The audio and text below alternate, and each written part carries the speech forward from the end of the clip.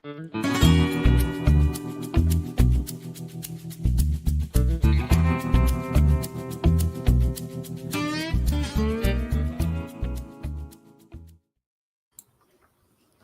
up, everybody? Hello. It's Sunday. Hello. Twice in 1 week. I know. Jeez. Just very exciting. Surprising. It's surprising in a good way. Good to see everybody. Welcome. Huh? I said, is it a good way or a bad way? It's a good way. I'm a little embarrassed. I heard that I needed to wear a bathrobe tonight, and then I realized that we were talking about cults and you meant black robe. But, you know, a bathrobe says I'm taking it easy today, and a cult robe says I've renounced my family and we get to sacrifice goats on Wednesday. So, sorry. You what? Oh, no. And then the band broke up. It's not Wednesday. But the fact that you would ever sacrifice a goat. Well, listen, cults and bathrobes do have a lot in common. Like, they're really cozy at first, but then, like, you're trapped, questioning your life choices, and somebody's trying to convince you to drink something that's a little bit suspicious. It's all the same. It works. Okay. It works. Can we sacrifice? I just asked Hugh Hefner. Sacrifice something besides a goat. That's all I'm asking. This is getting dark really quickly, you guys. I know. We're like a minute in. Let's sacrifice ex-husbands. It's only dark because we associated what I said jokingly with Jasper, unfortunately. And I like Jasper too much. In fact, I'd let him help me. That well, got just, dark. You know, he wanted dark. I just made it darker. Last night was the first time since Jasper's grown up that Double H let him lay in bed with us while we watched TV. And he was cracking up because once he lays next to me, I mean, he's like down zoned, loving his mama, and just, 45 minutes just all chill. Oh, that's so cute. Oh, man. So, but in May, he can do that with you if he wants and he gives consent, JT. Okay. Well, I will be sure to ask him. And if he taps once, I'll know it's yes, and twice is no. So that's how it worked for, you know. I'm Terry True Crime, in case anybody's new here and doesn't know. Welcome to the show. I'm JT, and we have a third person, not new, but newer to the show. But it's pretty. For those of you who wondered what producer Tara looked like, that's producer Tara. That's me. That's me. I crawled my way out of the backstage to come on here like a crazy person. And you know, last Thursday for the show, last Thursday for the show, I was behind the scenes in my robe. So it's cute. It's cute. But no, thank you guys for having me. I mean, it's been a few months since I've been on this side of the camera. I know I've co-guest host. Is that guest co-host? How does that go? For a couple of True Crime and Wine Time episodes. But I think this is our first time with all three of us. So I'm really excited about that. Yeah. It is.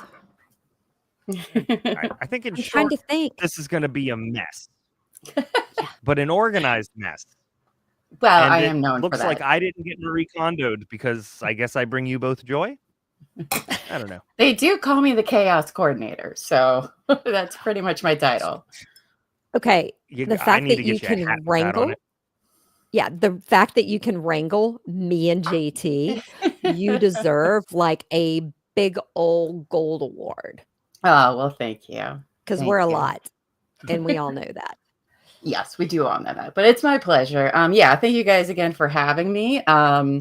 So you guys are probably wondering like what we're doing here on a Sunday night instead of a regular Thursday show. Well, you guys can all blame me. It's all me. It's all my fault. About like at the end of January, news broke about this group called the Zizians. And I went straight to Terry and JT and was like, how do you guys feel about covering this batshit crazy story about a supposed radical trans vegan rationalist anarchist death cult? And And I said, batshit, ma'am, that's our specialty. They're based out of rationality. Well, my friends, we are founded on irrationality. So they humored me. At the time, little did we know that we only knew the tip of the Zizian iceberg. And after going through numerous rabbit holes, so many rabbit holes, and reading some of their, at many times, incoherent blog posts, we decided that this story was bigger than a Cliff Notes version. And so what we have tonight is the Zizian Bible according to Llama. I mean, I don't even know if we could tell a shorter version of this. To be honest, I explained it to my partner Elbow Feet, and it took me 2 hours, and I didn't even tell him everything. So, but we decided that we're going to split this story up into more manageable chunks. And so for the next several Sundays, you can join us here at 9 p.m. Eastern as we unspin this tangled web that they have weaved. So buckle up, because things are going to get weird, you guys. Very weird. Wow. And I just have to say, because we all know I am the reason that we decided to split this up, because my ability to wrap my head around this crap, there is just so much. Literally, I think we would have to spend a whole weekend together with you, Llama, and us just have 72 hours of deep diving. So I'm Of glad just we're straight breaking it up into caffeine chunks. just mainlined into my arm. Yeah, exactly. I've spent an embarrassing number of hours researching this. I'm surprised I even have any sanity left, to be quite honest. But I'm not gonna lie. I really think you might have spent more time researching this than anybody else has. Truly, including the law. Agree. Yeah, I hope to bring you guys something special. This is a group that hasn't really, they've started to become more talked about in the media, but I haven't really seen any deep dives into this group, and I'm really excited that we're going to bring it all to you guys manageably. I'm going to try my best. But if you guys want to hear more, make sure you like and subscribe and hit the notification bell so you don't miss us every Sunday. So let's talk now. Let's talk about what we're drinking, and then let's talk about kind of the interest in the case. What do you think? Hey, sounds great. I'm always great with starting with what I'm drinking. Go ahead, Miss Tara. What are you drinking? Oh, well, I bought a big bottle of wine for tonight, and because I was very anxious and nervous about being on here, because this is not my thing, I may have drank it all. This is all I have left of my big bottle of Carlos Rossi, because I'm classy, you guys.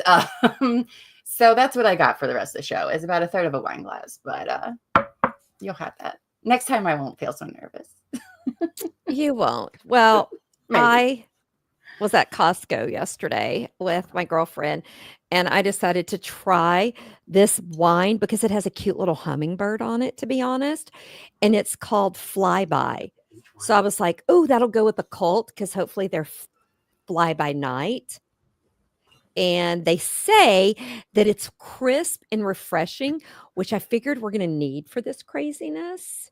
Yes. And I also want to jump in to say, Producer Terry, I think pink is your color, and I think you need to wear it more often, and you can then be part of Terry's pink cult.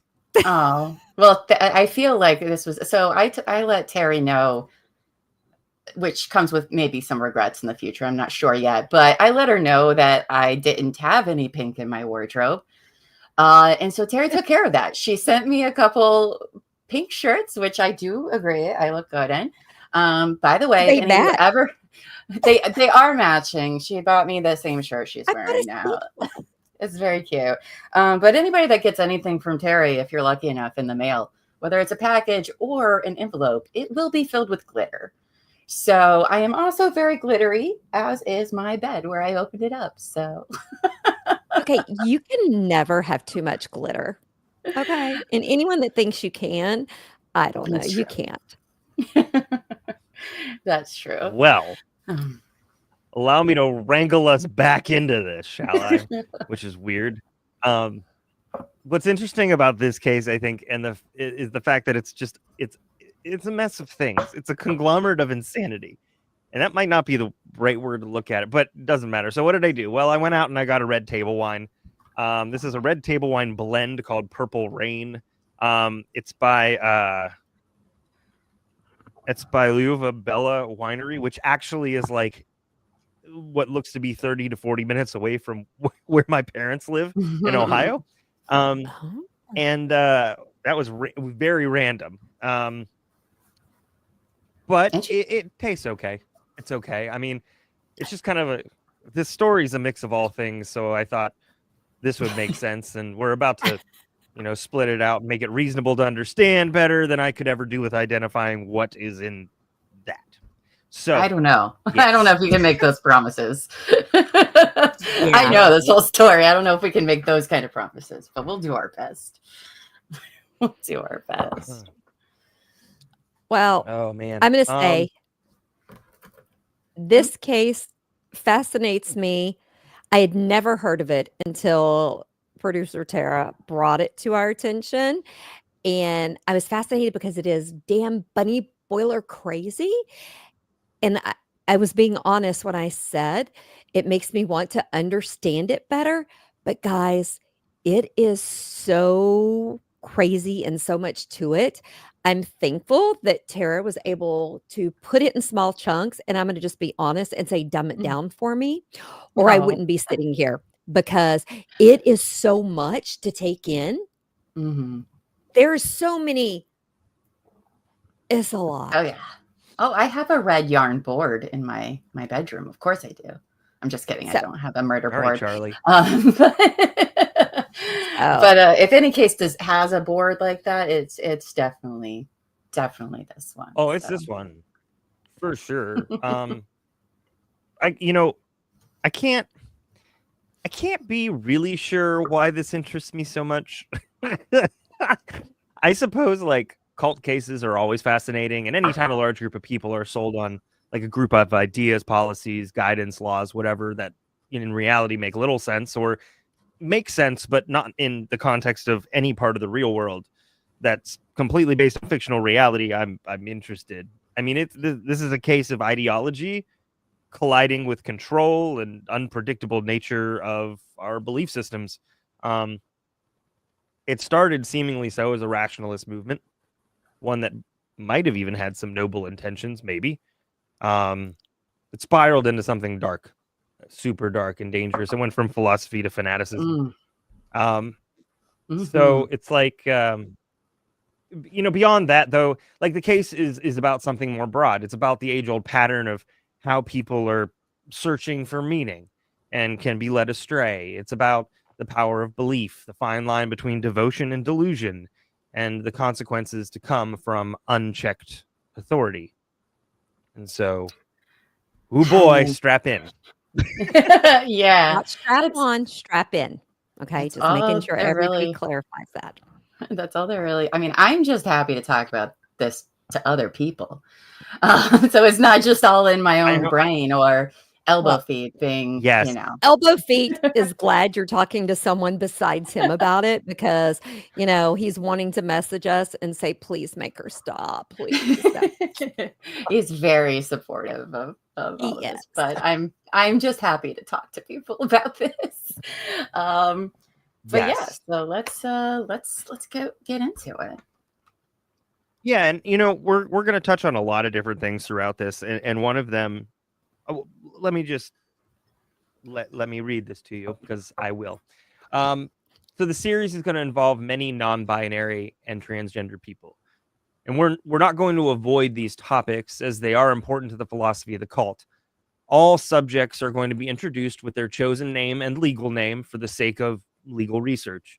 We're going to do our best to use appropriate pronouns, but please know that if there's any mistakes that are made, it speaks to the vast number of players in this case and the complicated nature of their beliefs. And it is in no way intended to disrespect their gender identity. We're super proud of the respectful and inclusive chat community that we found here. and we've developed here. Our regulars know the drill, but to anybody who's popping in, please know that we don't tolerate hate speech. Statistically speaking, trans people are 4 times more likely than cisgendered people to be victims of crimes. We're not here to fan that fire. We are here to discuss how this group of bright young people ended up involved in multiple deaths. For sure. And before we begin, I want to thank the lovely Cap'n on our staff for making all the visuals tonight to help keep this story straight. For those of you that are just listening to the podcast version of this, I can't suggest enough that you watch this on our True Crime and Wine Time YouTube channel to follow along. We're going to be using this graphic you see here on the screen a lot and updating it through the series. And yes, we will be talking about all 17 of these people in depth. And by the end of this twisted tale, 8 people will be dead. 7 will be incarcerated, some for murder, and 2 people who, as of right now, are either in hiding for fear of their life or may also be dead. We just don't know right now. And if keeping track of the people isn't hard enough, the what happened and where is equally confusing, as this group left a trail of blood from coast to coast. Spoiler alert. Yeah, it's some crazy stuff, you guys. So now deciding where to start this epic tale was very tricky.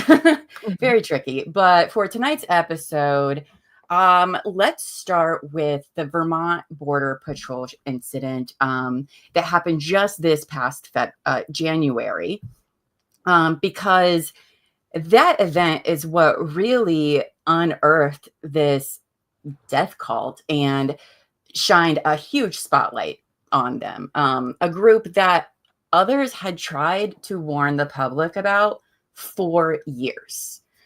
So this chapter that we're going to cover tonight of the Zizian story focuses on 2 of the newer-ish members of the group, Milo Teresa Consuelo Youngblood and Ophelia Felix Bacult. So let's dive into their backgrounds and who they are. Yeah. Now, I just want to say we always preach that if you see something, say something. It is so shocking to know people reported this and people did the right thing by telling law enforcement to take a look, and they didn't. So I appreciate everyone that spoke up. But Milo Teresa Consuelos Youngblood is 21 years old, and she is the youngest of the known Zizian members. And she was originally from the wonderful Seattle, Washington area. Now, okay, I'm like going, I hear clicking in the background. I'm sorry, guys. Sorry. That's okay. I was like, why do I hear clicking? I thought it was me. So they attended a very prestigious private school there in the Seattle, Washington area called Lakeside, which, guys, Bill Gates also attended. So also at the school was an older classmate, Maximilian Schneider, who will be brought back up later. So you want to put a pin in that and remember that name later. So Youngblood had started college in 2022 at the University of Washington. Are you laughing at my Youngblood? No. Oh, okay. I was like, Youngblood, the University of Washington for computer software engineering. It is impressive that you go to the same school as Bill Gates, but that's kind of like saying that you played Little League in the same ballpark as Babe Ruth. I mean, it's technically true, but unless you also left with a $1 billion empire and an unsettling robotic laugh, I don't think it's the same experience. I actually briefly looked into Lakeside because I was like, oh, I'm gonna go down a freaking rabbit hole if I investigate more. But it was very Bill Gates and Paul Allen actually both went to this school, and they had Oh. quite the list of alumni, actually. But what I found to be really astonishing, and I'm not sure that it's like super important to the story, but you guys will see, like, as this goes along and we introduce more people, that these are very highly educated people, great schools, highly intelligent. I mean, Lakeside is for 5th through 12th grade, and it is $45,000 a year tuition, which is crazy to me. Like, that's a whole person's salary. That is our. We have a place like that. We have a place like that in Western Virginia called Woodbury, and I used to run in high school. We used to have, there was like an independent meet for schools that were like independent, but it used to be set there, and that was one of those places where it was from like kindergarten to like the end of high school, but it was in the middle of nowhere, and some students, because of their parents, had aliases. Most insane thing that I've ever experienced in my life. It's like being on a different planet. That's the vibes I was getting. I was like, this just feels like a completely different world. But well, it's weird. I'm going to just be honest and say, even if my parents could have paid that, they would not have let me in. They would have been like, yep, nope, not happening. But let's keep going. So on May 11th, 2024, yes, just last year, Youngblood sent an email to their parents saying goodbye. And 4 days later, on the 15th, emailed their parents again, telling them that they had taken their belongings, were moving to a new location with a friend, and they were changing their phone number and could no longer be contacted. I'm not a smart man, but that's not good. No, that's not great. It's not great. It's not great. No, I mean, in the words the of parents were incredibly concerned, as we are, for Youngblood's safety and feared that they were in a controlling relationship. I love that that's the first thought that the parents go to. They are in a controlling relationship, not knowing what was going to happen. But Youngblood's mother texted one of her neighbors and said, "We have learned that there is a man that might be involved in the situation who's a couple of years older than Youngblood." She also asked the neighbor to call a phone number she has had that was associated with that man, because Youngblood wouldn't recognize that neighbor's phone number if she tried calling themselves. So the neighbor never called that number because they did not feel comfortable doing so. And I'm just going to say, you need to move to a new neighborhood. Just going to tell you. Move to a new neighborhood. If your neighbors will not call this number to see if your child's with you need to move to a new neighborhood. Get new neighbors. Or contact Terry. She will contact anybody. Contact Terry. I would be more than happy to literally call. anybody. Yeah, I mean, I will do it. So the parents did what parents do. They went to the police to file a missing person report, and they told the police that Youngblood had been acting differently, lying about their whereabouts and concealing who they were with. And they had also ended longtime friendships. Guys, that is a red flag. Just so you know, that is a huge red flag. Now, an officer informed the parents that the then 20-year-old is well within their rights to go where they want and to handle their interpersonal relationships in whatever manner they choose. Kiss my ass, officer. The department did not initiate an investigation, but documented the incident. I'm sorry. I have a huge problem with them saying, as we all know, if you watch Midday Missing, just because you're an adult doesn't mean they should not start looking. It's classic detective work, reading off a Wikipedia definition of adulthood and calling it a day. It's really groundbreaking police work there, Officer Ask Jeeves. I knew this part of the story was going to really rev Terry up working with Midday Missing. And this is a side note, we cover a lot of missing cases all of the time, and it's not very often that the cult aspect is ever really considered, and I don't expect their parents to have thought that that's what would have happened. I don't think anybody, that just triggered not triggered, but, like made sense to me. Like, oh, like now that I think about it, that's not something you come across very often. And the reason we haven't covered it on Midday Missing, the individuals that we were going to possibly look into that went to cults, they're back home or their family knows they're in a cult. So they're no longer considered missing. So we're not covering them on Midday Missing because the family now knows that they are within a cult. But it wouldn't surprise me if some of the cases that we have covered that we don't come back and do an update and we find out they're in a cult because it happens more often than people realize. Yeah. So, but not much is known about where Youngblood was in the months that followed. But a document was found by investigators that was purported to be a lease for a shared workspace in Shelburne, Vermont from June 2024. But the existence of an actual lease agreement has not been verified because I doubt police were like, here, you want to see? But just being honest, we do know that this past November 2024, Youngblood began renting a duplex Airbnb previously lived in by Ophelia Buckholt in Chapel Hill. It's Chapel Hill, but I like to say Chapel Hill. Fancy. But Chapel Hill, North Carolina. I like to say Chapel. It just sounds fancier. Honestly, okay, like Target. The only way you can mispronounce it, that they'd be like, that's cool. Well, they would also think I said it very cutely. Now, they paid nearly $10,000 to extend their stay at the end of March 2025.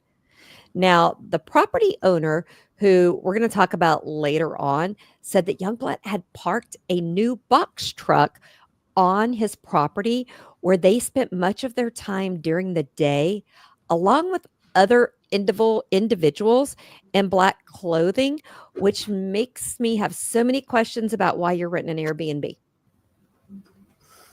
I mean, $10,000. I'm like, I have so many questions. You could have rented a camp spot at a Coda or a mobile home park or something for like $20 a day. Input your box truck there. Just saying. Do the strippers come with it? I mean, is gratuity included? What is the deal with the $10,000? That's what I'm wondering. Now, so we talked about Youngblood. Let's talk a little bit about Buckholt. For Ophelia Felix Buckholt, Buckholt was 28 years old and originally from Freiburg, Germany. And yay, we got the German person. Yay. I love German words. Anyways, well, we're going to talk about them now. It's the full name of Ophelia Felix Buckholt is not made up, and she is from Germany, which tells you all you need to know. So case closed. We can go home now. Just kidding. As the children say. In high school, she had been a national math champion, and in 2014, she won a gold medal at the International Olympiad in Informatics, it's the most prestigious high school coding contest in the world. And here I thought those were just made up words put together a la Elmo and the gang. Impressive. The fact that they have a national math championship, I had no idea that there was a thing. And once again, I'm gonna let everybody know, Terry does not do math. We don't math here, you guys. We don't math here. I mean, I do not math on any shape or form. Now, I don't want to interrupt, but someone wants to know if someone just cracked open a cold one, or was that a can of Coke? It's my infamous can of Coke. So Elbow Feet just brought me a margarita as well, so that's nice. I think he's a keeper. I mean, we've been together for 12 years. I guess I'll keep him. I give him a solid B. So This she is earned high herself a policy. scholarship to study pure mathematics. Sorry. Okay. She earned herself a scholarship to study pure mathematics at the University of Waterloo in Canada. Which I don't Now, even know what that means, while by the way. there, you know what? Like, what does that even mean? German? I don't know. I While there, looked it she up. I didn't also understand. interned at Main Street Capital in New York, which is an elite quantitative trading firm, which just seems super redundant. Is there qualitative trading firm? Do they trade stories? If those cost money, would they simply make them quantitative traders again? These are the questions that keep me up at night. Never. And I hate that I thought all that out. After graduating with honors in 2019, she landed a job as a quantitative trader, leveraging complex mathematical models to identify investment opportunities with a different New York firm, Tower Research Capital, where she was reportedly making more than $500,000. Okay, guys, That's amazing. that That's so I had no idea that math could pay that well, and it makes my head hurt, and I think maybe I shouldn't have gone into the people business because I don't make it $500,000 in the people business. I should have studied math. well, I think she's so young too when she gets these jobs, like young and very, very sought after and just amazing. Math is not my strong suit either, so it's very impressive. No. Yeah. I'm married to It's one of those super- people. He's my calculator. Same. Lady in gray, you put that command in the chat. Thank you for doing that. I put it in singular, but now it is fixed. Just want to let you know. So feel free to drop that in there one more time. Okay, Here we go. and now I'm like going, All right, math commands? We have commands for math? Now I get it. We have pure commands. I mean, So side note, even just real though- quick, JT, actually, none of the commands seem to be working, just by the way. Oh, good. Awesome. That sounds So, sorry, guys. That's fine. Cool. We'll figure it out. Anyway, we'll go on with the story. Our delicious and wonderful All right. mod team will figure it out. Yes. Love you. So even though she had this amazing career and made a lot of money, Bachholt didn't live large. She made sure to spend no more than 10% of her pre-tax income and donated a significant amount to charity. She considered herself to be an effective altruist, which is a person who believed donating much of what she earned to causes that will have the largest impact on the most number of people. I mean, I'm going to ask the question once, but is there really such a thing as genuine and honest to God altruism? I don't need answers. I just wanted to, bring forth a sense of self-doubt and dread. So Okay. she was I described. have a quick question. What is 10% of $500,000? 10% of pre-tax, Uh-huh. $500,000, 50,000, Yeah, I 50,000. think it's 50,000. Okay, and if that's what she her lived salary on, is 50,000, and she gave the rest of it. so Mhm. there are so many because at first I was like, oh my God, that is really great. You must have been living very frugal. But no, $50,000 is still good money. So Yeah. I'm More sorry. than I make now. Yes. I'm correct. not, Well, I'm taking back my feelings. yeah, but she's in New York. Is $50,000 really good in New York? I mean, that could be considered really frugal living there, I would Well- think. I don't know. I just hear nightmare. I don't know. I live in Ohio, so that's a lot for Ohio. Is all I'm saying. It's yeah.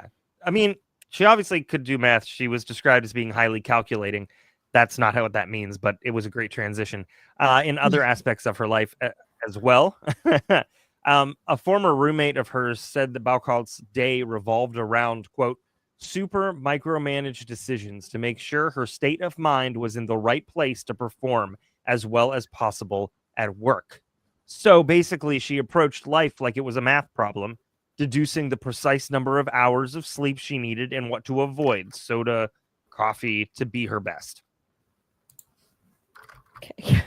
I just have to say, maybe it's my ADD, but I have problems just managing my calendar, much less making sure that my state of mind is optimal.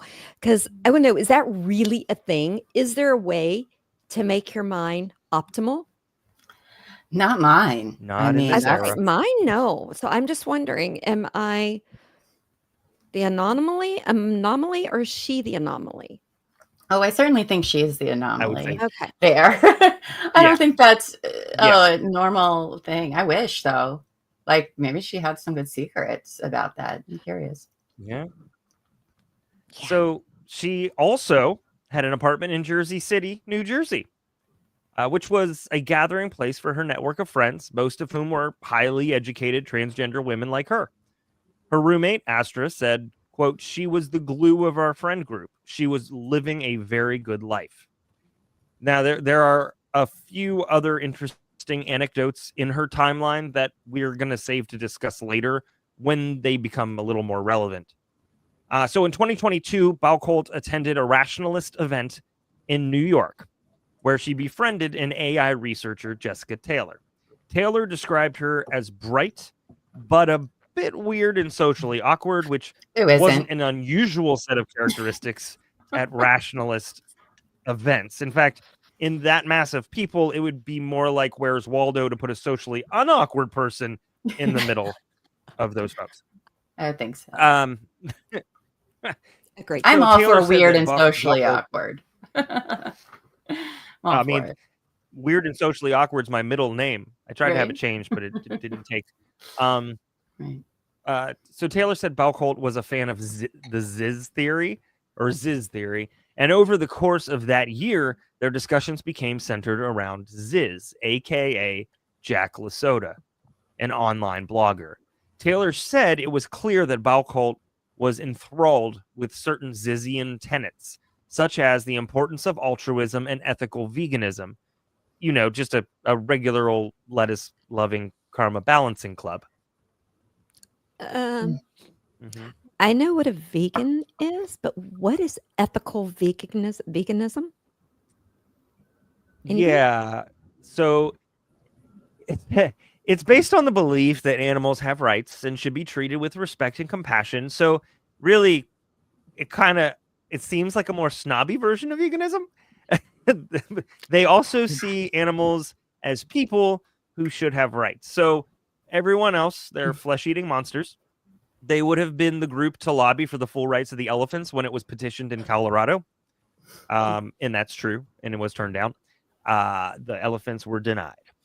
And they said, "Don't worry, we never forget."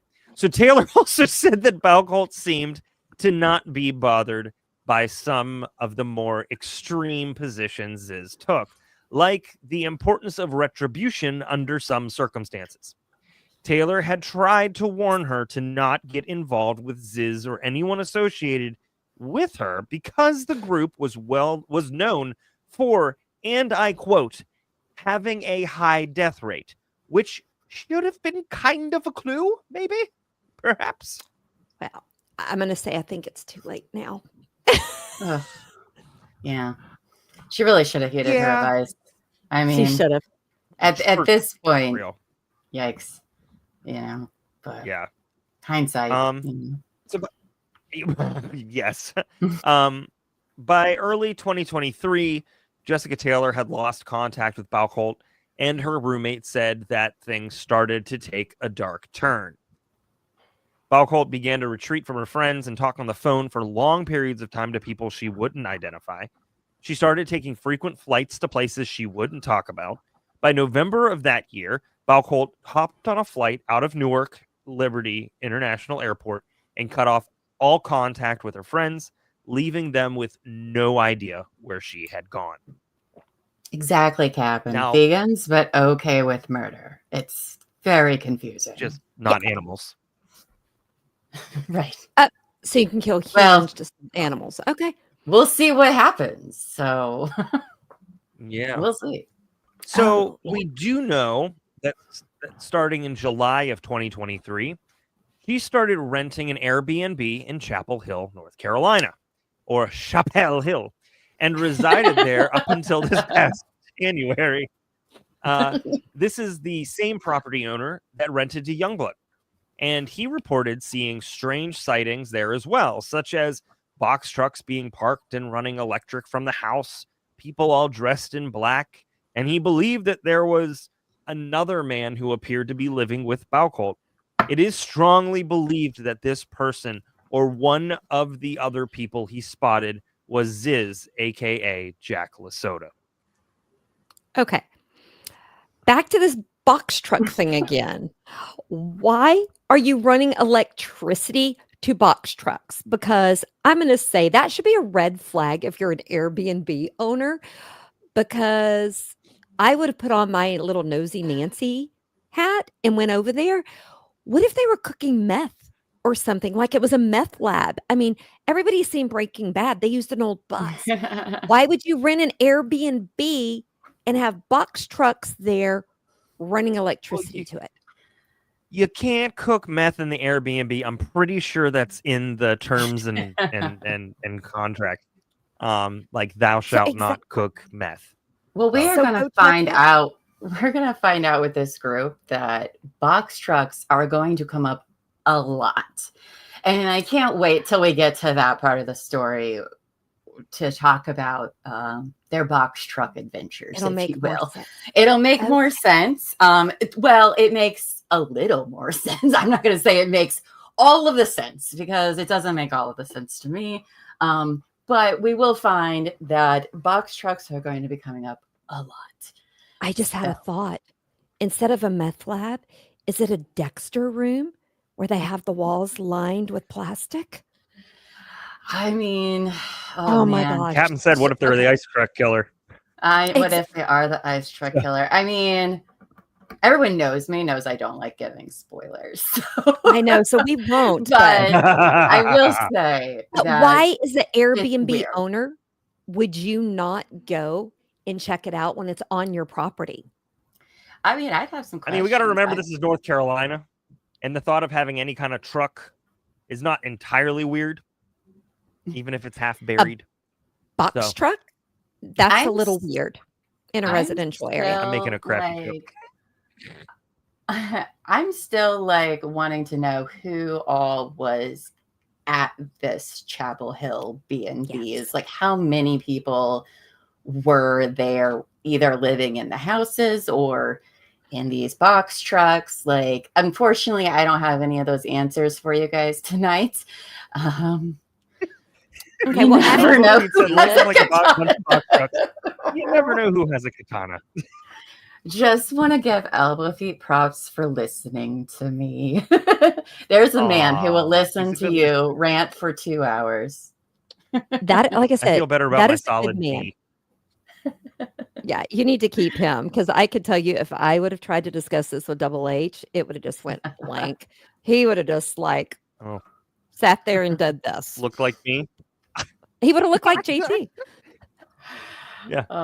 So listen, the property owner also said that the last time they had contact with Baucolt was in December, when she was trying to negotiate a more traditional lease instead of using Airbnb. But nothing's known if a deal was worked out between them or not, which is kind of interesting considering what we're going to be discussing next. So we have Youngblood and Baucolt living in separate places, owned by the same person in Chapel Hill, North Carolina. They know it's going to become a thing. I'm going to make it a thing. They know each other. They have box trucks outside of where they're staying. Both basically cut off everyone in their lives. Both seem to be highly educated, and both seem like they are making plans to stay in North Carolina for a little while. This brings us to January of this year. Yeah. So this brings us to January this year. Before I get into what happens well, first of all, we're going to Vermont. That's where we're going, everybody. But before I go into what happens, I was like, Vermont seems to be coming up a lot in this story. Like, not just with what we're talking about tonight, but in past years. There's lots of mentions to Vermont. And I was like, what is the deal with Vermont? You know, like, what in these people? And I won't go down the Vermont rabbit hole with you guys, because I spent a lot of time there. But what I did learn was that while California is known for having a lot of cults, Vermont is known to have a lot of cult activity. Yeah, I know. That was my reaction. Like, what? One of the first cults actually started in Vermont because it's so cold there and everybody's so remote. You can do whatever you want. That's what I understood. I mean, think about it. It's super cold. Somebody lights a fire. You're standing around it. And then what is there left to do than do a dance and a chant? I mean, that's all you got left. So, boom, cult.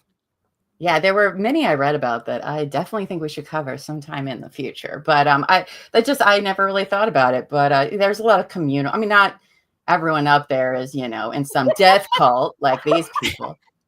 We're not saying everybody in Vermont. We're not saying everybody in Vermont is in cults, okay? No. It just happens to be a hub of them for a long time. So anyway, all right. So we're unsure when exactly Youngblood and Bacchus arrived in Vermont. But what we do know is that they were there on January 13th of this year. And they were not very far from the Vermont-Canada border, like 5, 10, 15 miles. That's how close they were to the border. So while they're there, Youngblood on the 13th had contacted this Northeast Kingdom realtor seeking to view a house in Wheelock, Vermont. And the realtor said that they only spoke with Youngblood, who referred to herself as Connie and her companion as Sam. We're not going to refer to them as Connie and Sam, but listen, these people have so many freaking names. All right. So many. I mean, the list of aliases for everyone, like they go by lots of different things. And I was just like, really, we're adding more here. Connie and Sam. Let's go with their legal names. Anyway, so the reason I bring that up is because they're being suspicious right away with this realtor. Like, why are they being weird and using names that aren't that I have yet to find ever being associated with these people? So, that's interesting. But anyway, so they were wanting to look at an 11-acre property that was extremely remote and difficult to access in the wintertime. And it's freaking January in Vermont. So, probably not a good time. The 2-bedroom fixer-upper is off the grid, which is something that Youngblood was expressing interest in. And it had a generator and a wood stove.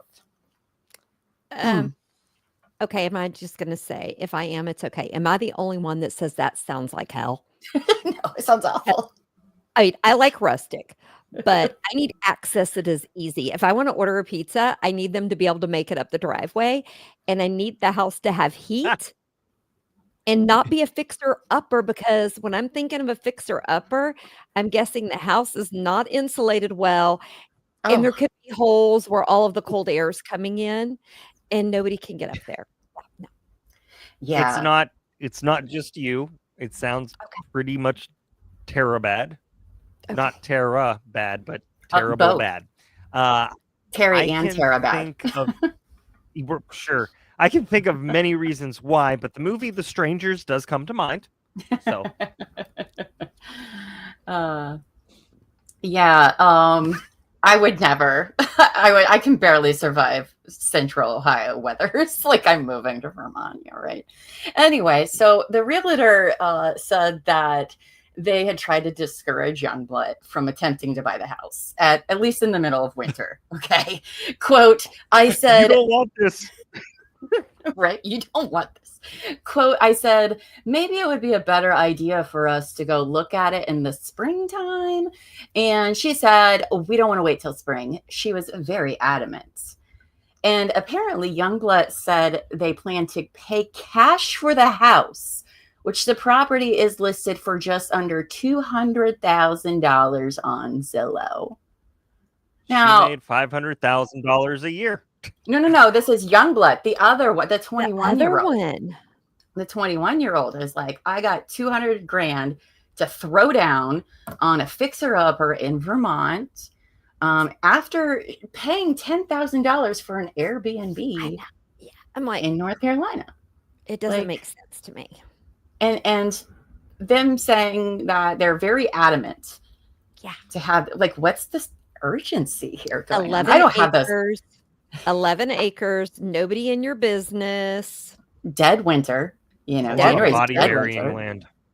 right? Anyway, so the realtor, they made plans for viewing the next morning, but after an effort to plow the road that day was, of course, unsuccessful, the realtor called Youngblood and left messages letting them know the viewing was off and rescheduled it for January 20th.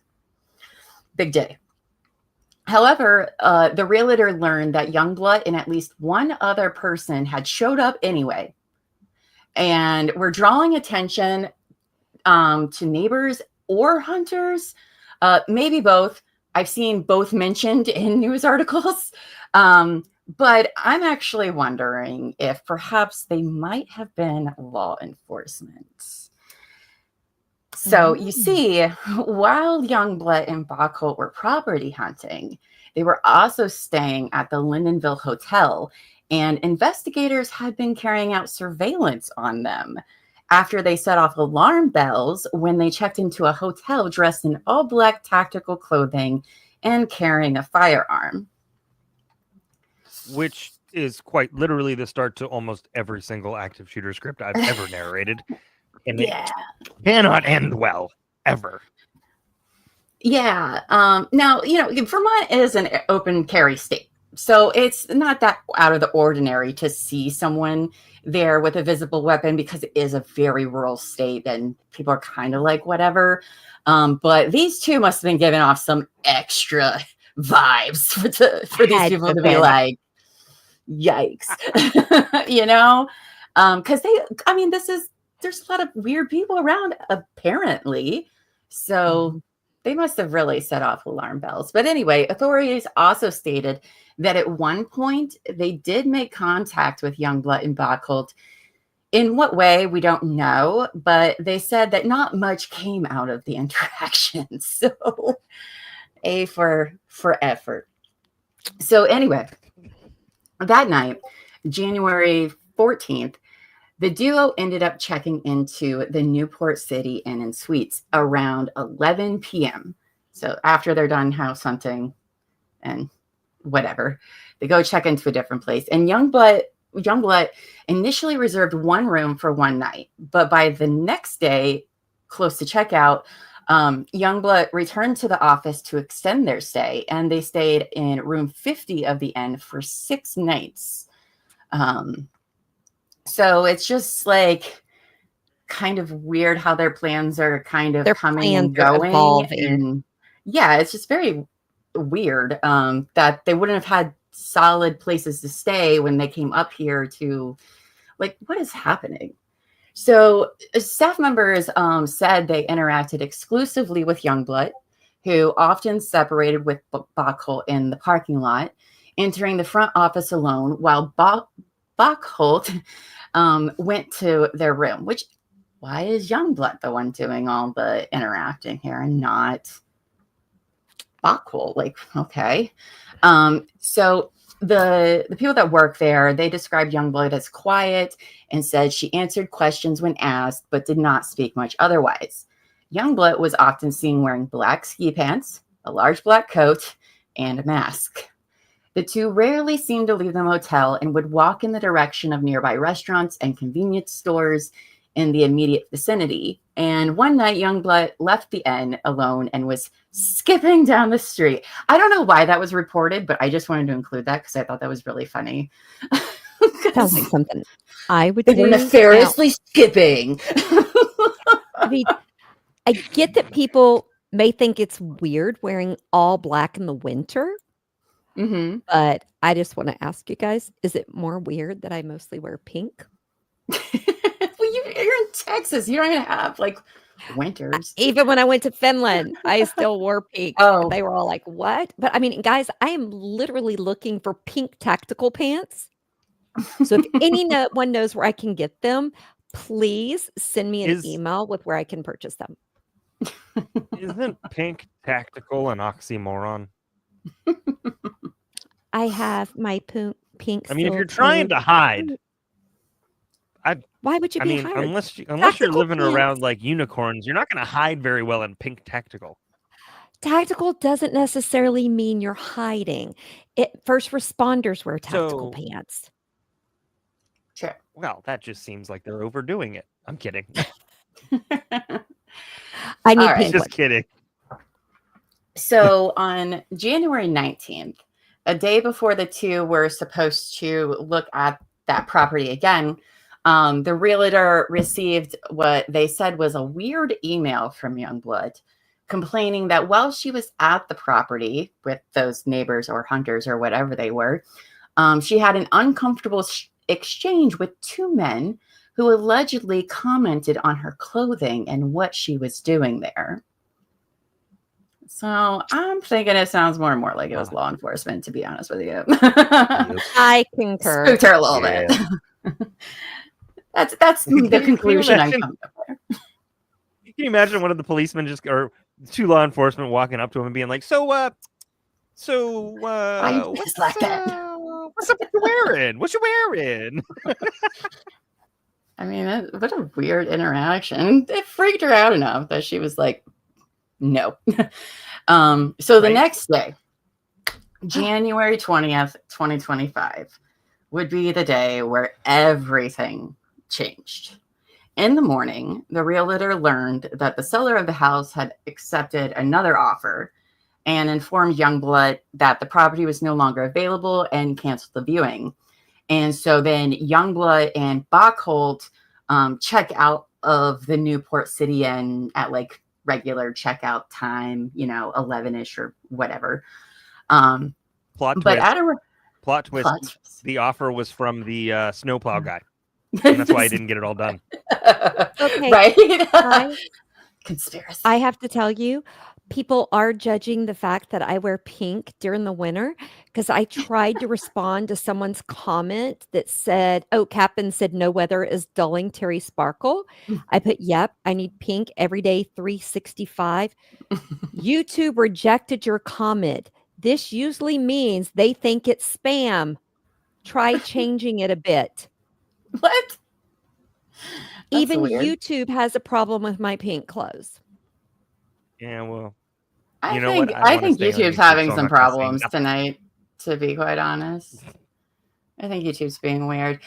So at around 3 p.m. that day, the U.S. Border Patrol agent, three Border Patrol agent unit vehicles, stopped a blue Toyota Prius hatchback with North Carolina license plates for an immigration inspection on Interstate 91 in Coventry, Vermont.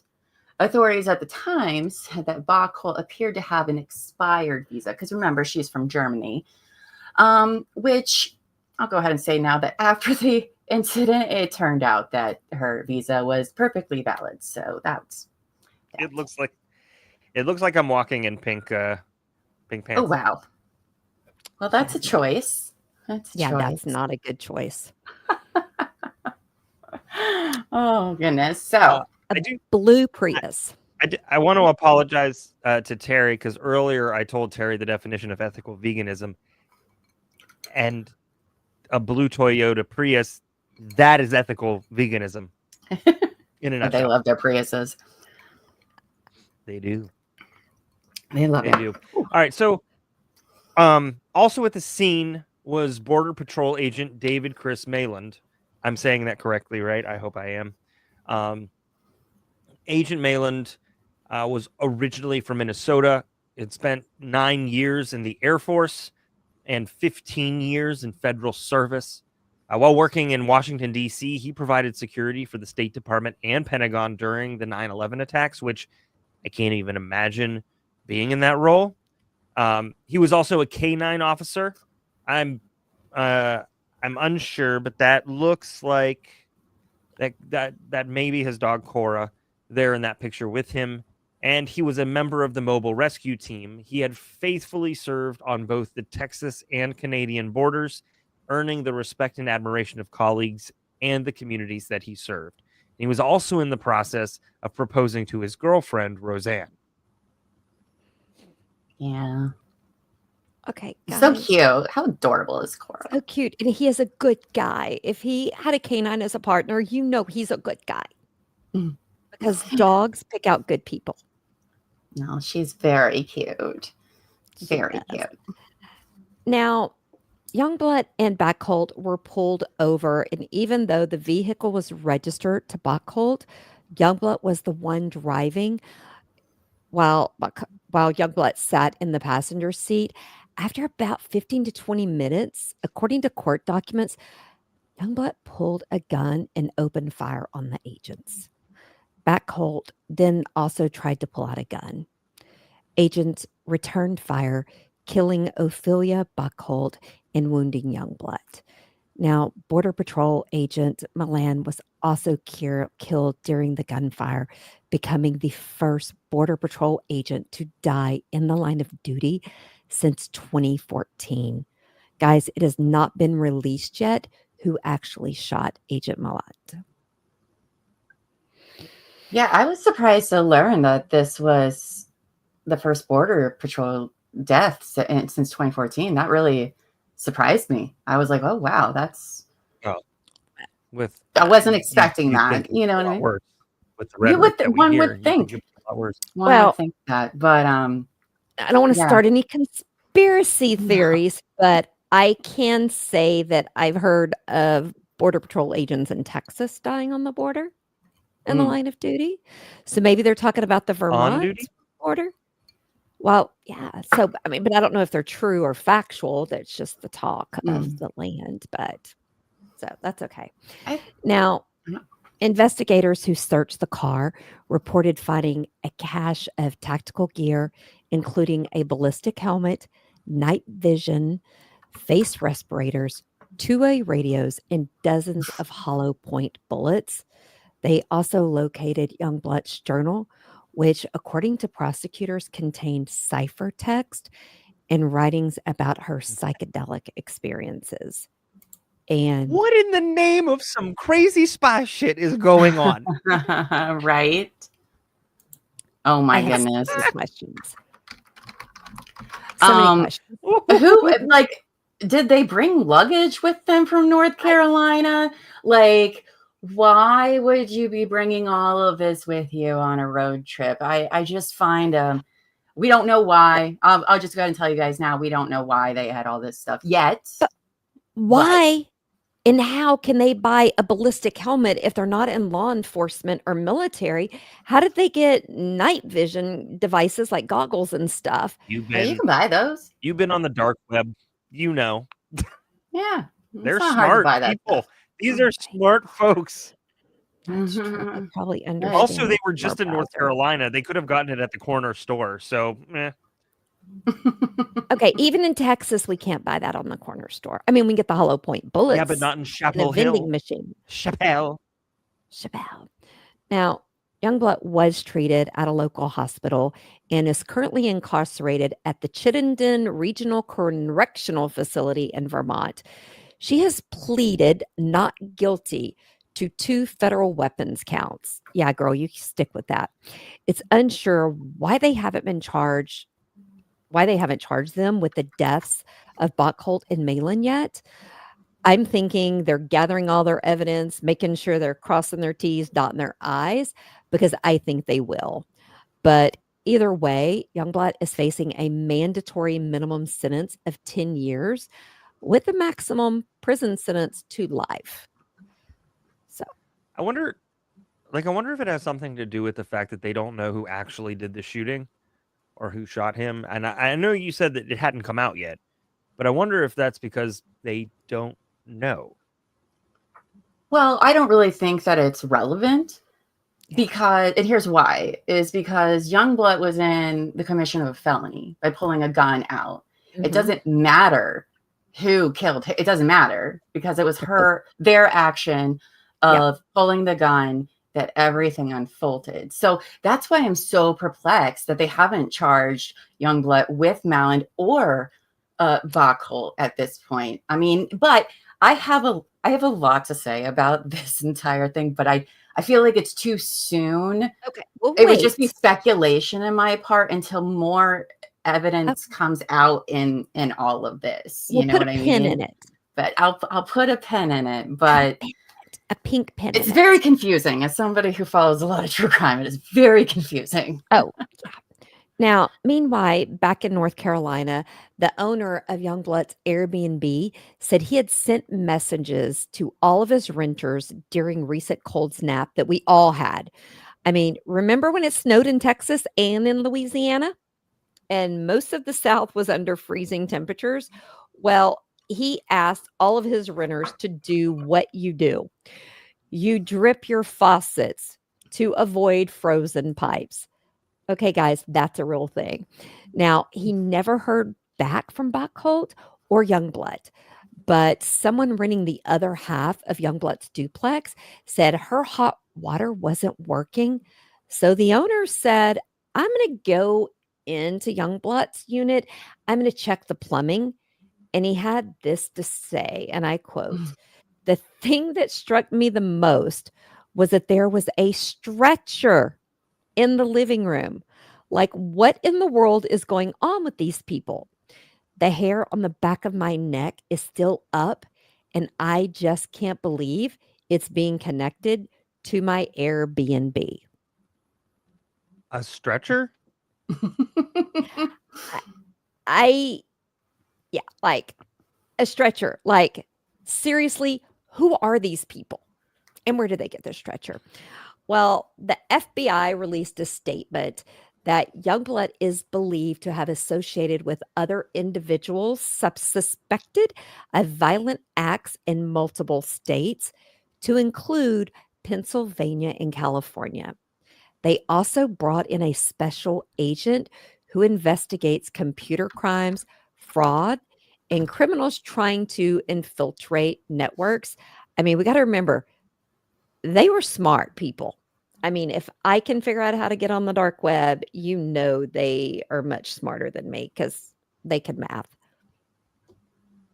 They can math. Yeah, I think what's interesting, because again, this all just happened in January, so we're going to be getting new information coming out about this for in the future, you know. But when the FBI tells you that a special agent who investigates computer crimes and fraud and criminals trying to infiltrate networks, I don't know of any of these people at this point in time of having a job.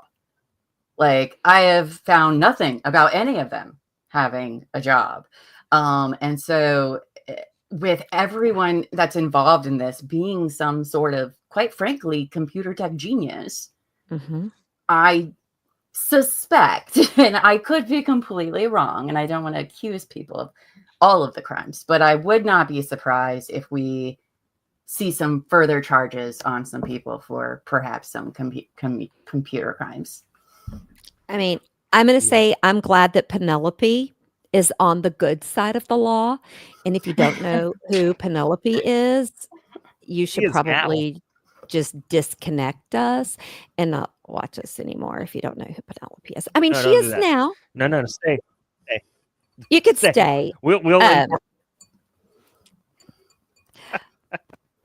I'm sorry. I love Penelope. Okay.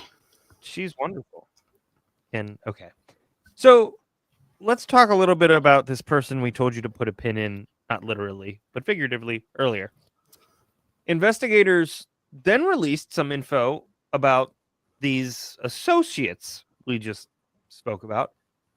Remember earlier when we talked about Youngblood attending a high school with a guy named, and I quote, Maximilian Bentley Snyder.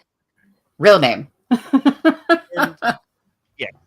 Well, here we are. Here's the time. Do you remember? No, neither did I. So in November of 2024, he and Youngblood filed a marriage application in Washington. Now, whether or not they actually got married, we don't know, because at around the same time, Youngblood started renting that Airbnb in North Carolina. And as far as we know, Snyder had remained in Washington. Also, was he the same guy her parents were worried about them being in a controlling relationship with? Meh. Yeah, I would think that, well, as I learned also, is that in Washington, if you file for an application, you've got to turn your license in there. And there's been no marriage license for them filed anyway. So like maybe they had another ceremony. I don't know. Legally though, I have yet to find anywhere that they're married. But that raises a very interesting, like, why did you file to get married and then you move across the country literally at the same time that's happening? They could have gotten married by a JP that day and mailed in their marriage license, and that mailed in copy never got there. Because I will say, in one of my many, many marriages, we had that happen once. Oh, okay. Yeah, it's very interesting because I don't see the I would have reasoning thought for this. a JP or somebody would have came forward and said, "Oh yeah, I married that couple, and something must have happened to the marriage license." Yeah, I don't know, but JT, why don't you tell us more about Mr. Snyder here? This catch. Sure. So 4 days after the Vermont shootout, on January 24th, 2025, Maximilian Bentley Snyder, made the news as well. Except he was being arrested in connection with the brutal killing of 82-year-old Curtis Lind in Vallejo, California, which happened just 3 days before the Vermont shootout on January 17th. So that's not great. No, yeah, right. Couple So that's not murdering on opposite coast. Opposite coast. Wow. I it's reported like a the couple. forever life and death pact. So now we're going to make note of that again, or rather stick a pin in it, because the story of what happened to Curtis Lind and why is a very big story to tell, and we're going to be covering it in depth in a later episode of the series. We will say, though, that the prosecution alleges Curtis Lind was murdered to prevent him from testifying, as he was due to testify in a murder and attempted murder trial against some former tenants in which he had barely survived. And wait until you find out who they are. I'll give you a hint. Read the title. Spoiler. That is, you know what? That is quite the mugshot there. Yep, we weren't going for glamour. Wait till you see Bentley and or Snyder in court. Oh, Bentley, it just gets stuck in my head, that name. It does. That name, Bentley. Yeah. Yeah, we will be covering the story of Curtis. It is a doozy, you guys. I'll probably get a little emotional. I've researched this case so much that the story really gets me going there. But to have clearly survived an attack at 80 years old, and to then turn around and be murdered 2 years later to prevent you from testifying against that is just, and it's so much worse than you guys can imagine, you guys. It's so bad. It's so I bad. believe it. I believe everything about this case. I can believe it. Defies all sense of things that you think you can understand. Yeah. So, yeah. Yep. All right. Now, guys, they also connected Youngblood with Snyder, the alleged murder in California. They also connected Youngblood and Bat Cult to a person by the name of Jamie Michelle Zajko. Zajko. Like Taj Mahal. Zajko. I will forget that. But now Jamie owns some property in that area of Vermont, and the guns that Youngblood and Bat Cult used in the shootout were both bought by we're just going to call her Jamie. That's fine if that's easier for you. How do we say it? Zajko. Like think Taj Mahal. Zajko. Zaj Mahal Co. Okay. Yeah. Now, police There you go. bulletins went out stating that Ja Tahajmako was a person of interest in the double homicide God. of their parents, Richard and Rita Wait. Zajako, on December Whoa, 31st, whoa, whoa, whoa. 2022. Yes? Hold on. Start that paragraph again, because I'm pretty sure if anybody's like me, I need another slap in the face with what you just said, because what? Say it one more So, time, please. police bulletins went out stating that Zahajako was a person of interest in the double homicide of their parents, Richard and Rita Zajako, on December 31st, which is New Year's Eve, 2022. Yeah. This Yeah. is insane. I was Yeah. trying to glide over that because I will never understand how a person kills their parents. I won't. But Allegedly. allegedly. Now, it was said on that bulletin that any officers who encountered Jamie Zajako should be considered armed and dangerous. I mean, no shit. She's suspected of killing 2 people. Yes, that's considered armed and dangerous, but Captain Obvious sometimes needs to speak up. But we will be spending an entire episode covering Jamie Michelle Zajko, Taj Bahaka, whatever, and the murders Fine. of Richard and Rita. So put a pin in that story as well. And guys, I will try really hard to work on the pronunciation of that last name. I mean, if y'all knew how long it took me to learn how to say Loyola, you would understand. Right. It's We'll not make for sure that lack you're of like effort. 6 It's really not. classes in rather than 2. And then you'll be able to slur it. You'll be able to slur it right. Zajko. Zajko. So Youngblood has 2 murders attached to them now. They know Snyder, who allegedly killed a man, and they are connected to Zajko, who may or may not have killed their own parents.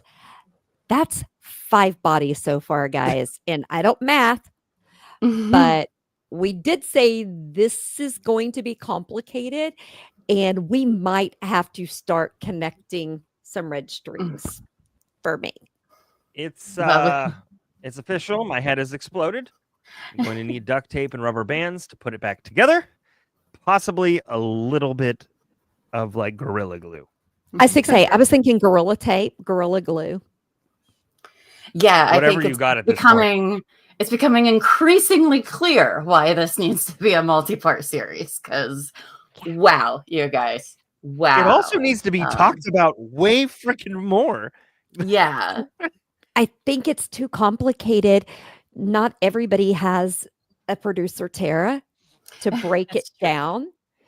Because like when you go through medical issues and you talk to a doctor and you're like, could you dumb it down for me so I can understand in layman terms?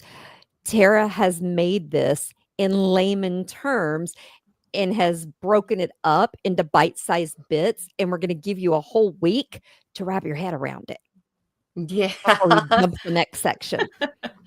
And I assure you that whatever you think is going to happen with any of these stories, it is not going to be anything that you expect coming. So you definitely want to make sure to come back each week to really deep dive these people. But anyway, so the investigators also said that Youngblood and the gun buyer Zajko were in frequent contact with someone who was detained as part of the Pennsylvania murder investigation of the Zajkos and is a person of interest in the Vallejo killing of Curtis Lynn.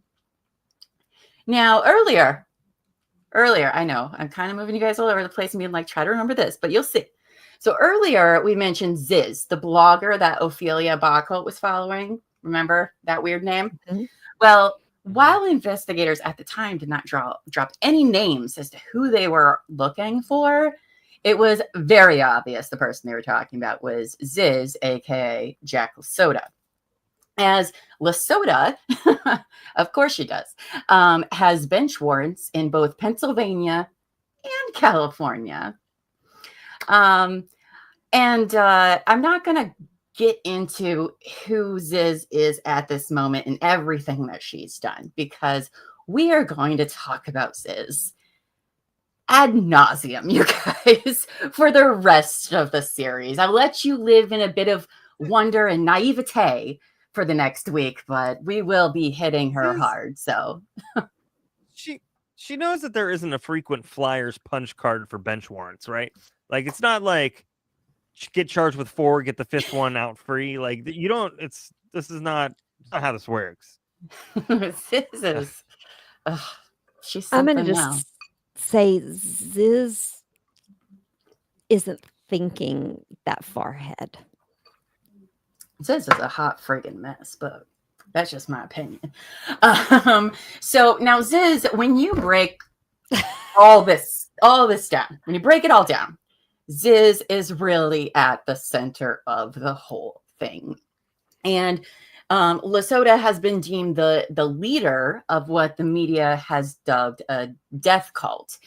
And we all know that the media can get a little sensationally, but people have been calling them a cult and trying to bring them to the public's attention as early as January 2020, when an acquaintance... That's insane. Yes. Isn't that crazy?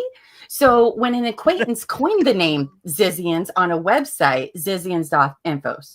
So somebody else made up the name Zizians because of how crazy they were being, and made a website, zizians.info, where they did that as like to alarm people to stay away from them. And spoiler alert, Ziz was not happy about its creation.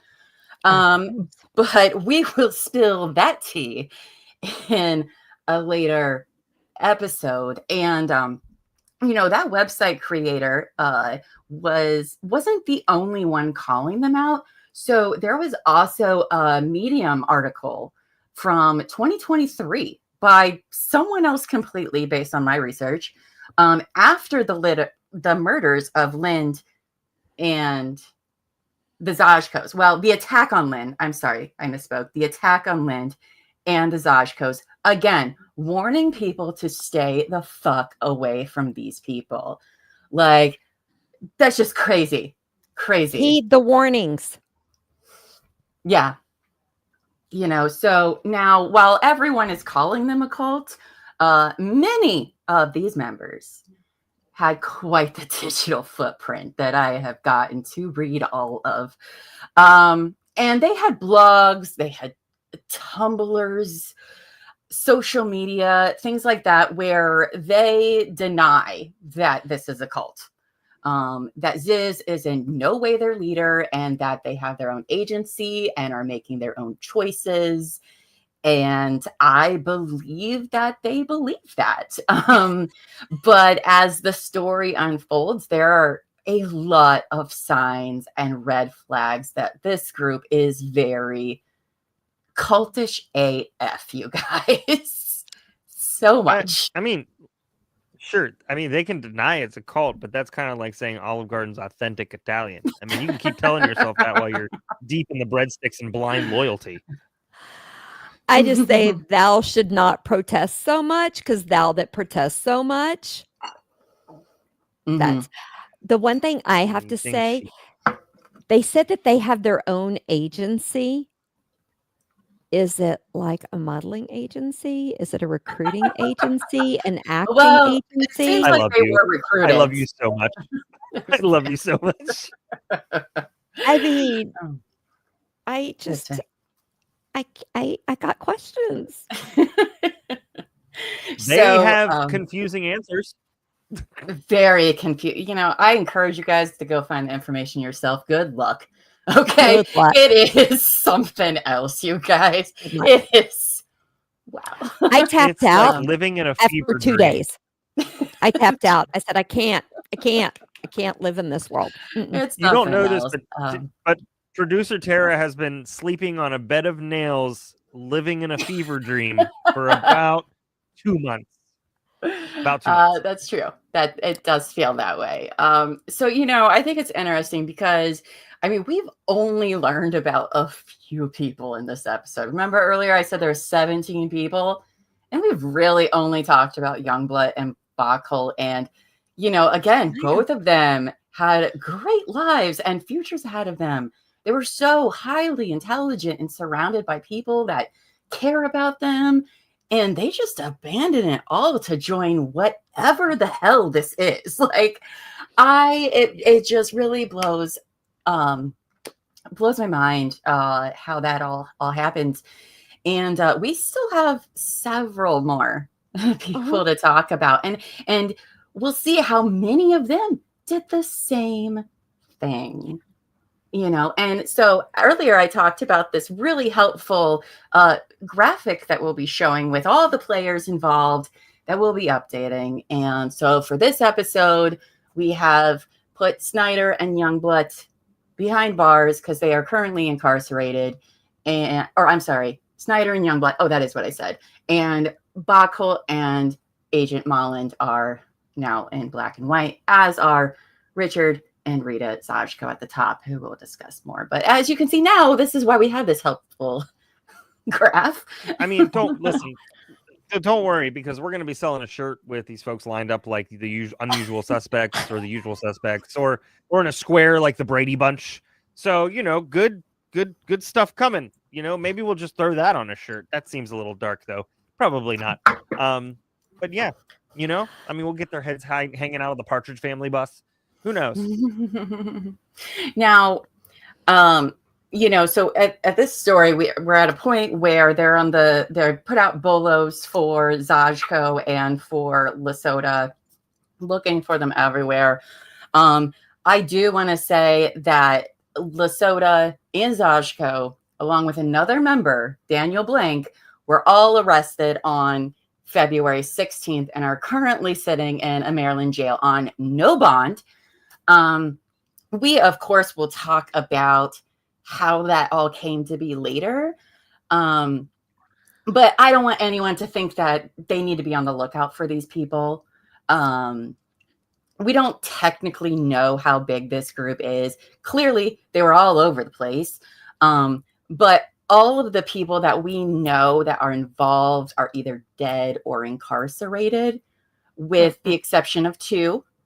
And one person is rumored to have been dead since 2022, which I do not believe to be true, considering one of the recent interviews with her father. And the other could be dead for all we know, as Ziz basically put out a hit on her. So hopefully she's not dead and just in hiding. Regardless, investigators have not implied in any way that there is currently any danger to the public and have not said that they are looking for anyone else. And I hope that it gives everyone peace of mind, because it was crazy. But did the police ever put out a statement that the public should be worried because there is this Zizian cult out there? If they didn't do it then, why should we be comforted now that they're saying there's no danger to the public? They never told us there was danger in the first place. That is a very, very valid point, and I do understand that. And I agree with you there. When this story broke with the Vermont shooting, and then a couple days later we learn about Maximilian Snyder, and then a couple days after that we learn about Zajko, and so on and so on. We're going to find out so much. We will find out the event of what, because of course they don't get arrested like normal people. All right, there is a story there, but we'll save that for a later point in time. But I just want everyone to know that. So let's review, shall we?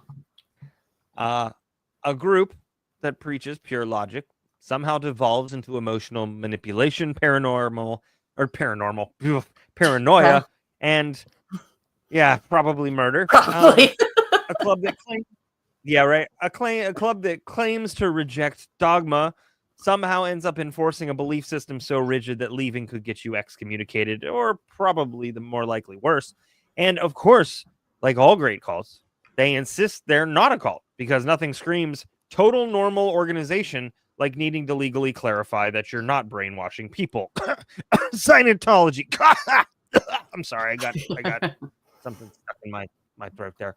So listen, at the end of the day, This cult is what happens when a bunch of people get so obsessed with being smarter than everyone else that they forget to be people. I mean, take it. I say this all in these episodes all the time. Tale as old as time. You basically take a noble sounding philosophy, add a dash of narcissism, mix in charismatic leader, and boom, you've got yourself a full-fledged mess. Well, that or a Netflix documentary waiting to happen. It's one of the two. Netflix, call me. I got all the tea. Right? It's like Let's go. TikTok cult o'clock, right? TikTok Tara cult. is your person. It's TikTok cult o'clock, guys. And that party don't stop. I mean, I will never understand cults, guys. I have said this when we did our cult thing. I will never understand because most cults are around religious beliefs. And I think that's why I kind of, more so didn't understand. This one, I don't get their whole philosophy because normally in a cult, I can find one thing I could relate to and understand how somebody could get sucked in. I can't find anything within this group except for math. Maybe it's the math and maybe they all do math or something, but I can't find anything I could relate to them with. And then I want to know, why can't there be a cult that rescues dogs, cats, and drinks wine with each other? Goats. Is there weird sex stuff with that cult? No. Oh, well, I'm busy. It sounds like our We channel. can't have weird sex with dogs. Did you say I'm busy when she said no to that? Yeah. You said I'm busy when she said no to that. I didn't say sex with dogs and cats, Terry. Jesus. What are you saying? Well, I said, but if we're going to rescue dogs and cats and then goats. Okay, let me rephrase. Can we have dogs, cats, goats that we rescue and drink wine? And then in our off time, we have weird kinky sex. Oh, well then. I'm available next weekend. Okay. That's fine. And we can have down pineapples if we need to. You didn't see it and you couldn't hear it, but she did like a shift select all delete on her calendar. She is open. I am open. In more ways than one. Anyway, first of all, I just want to say that does kind of conclude our story of where we are right now with the Youngblood situation.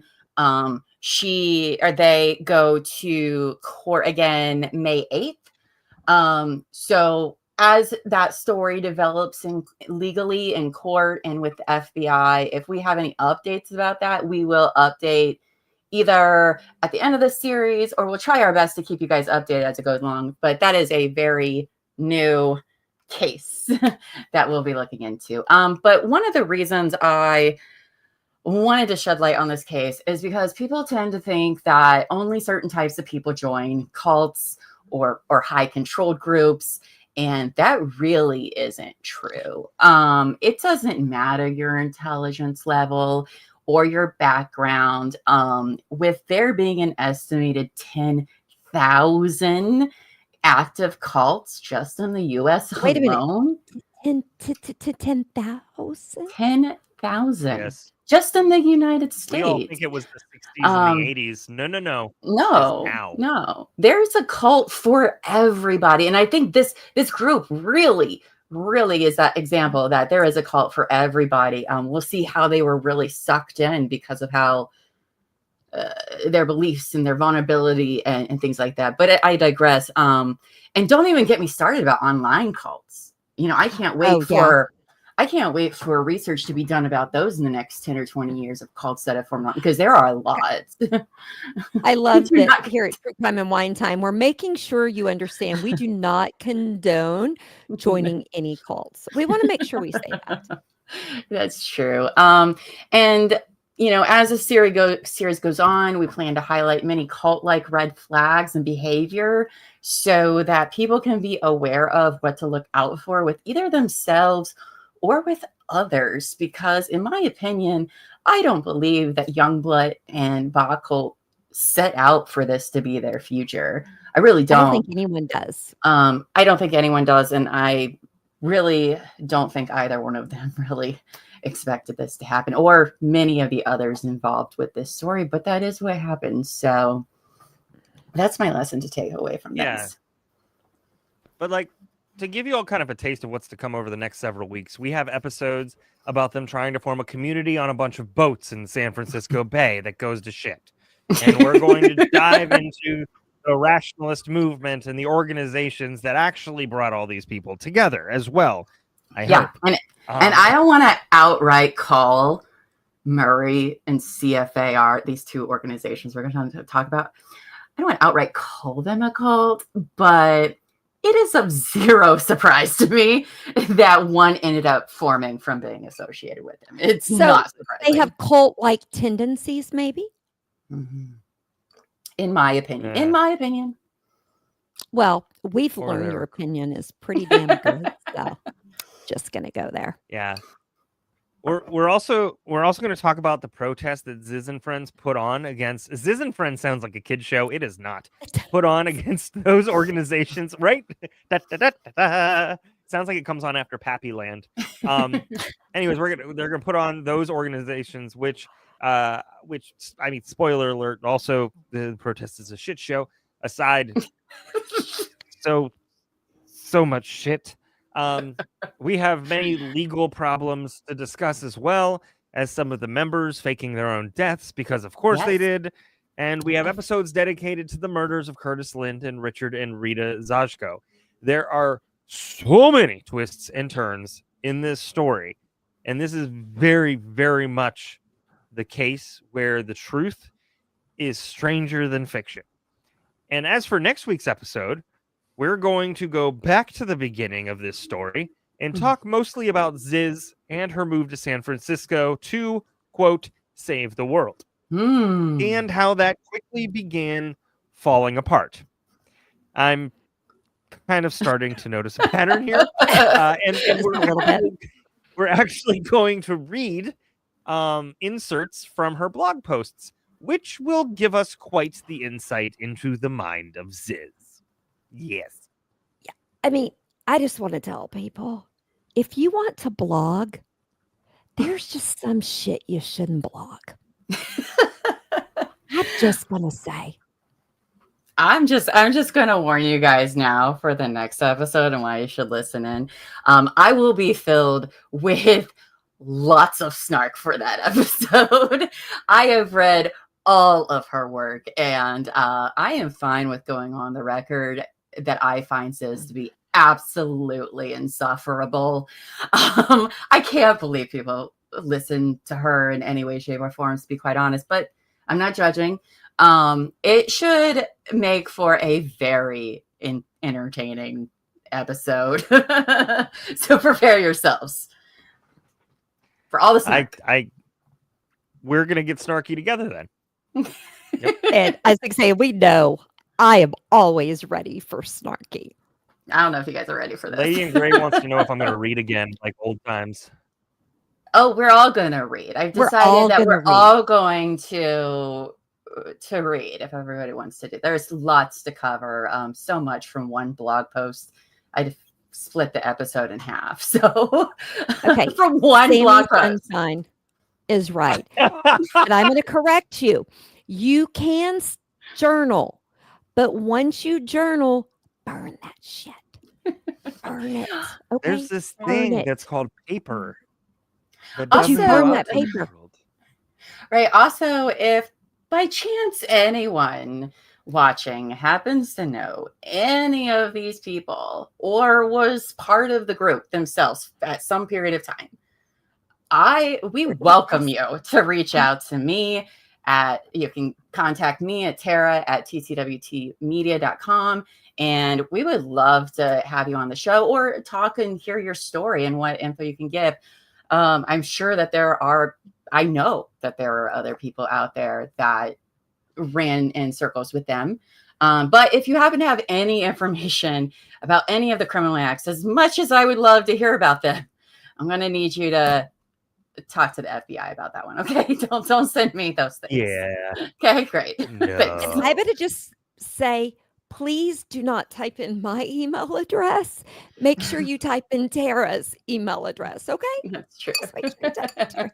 I mean, I have the cartel looking into me. I don't need the Zizians in my world I'll either. take on the Zizians. Yeah. Oh Now, man.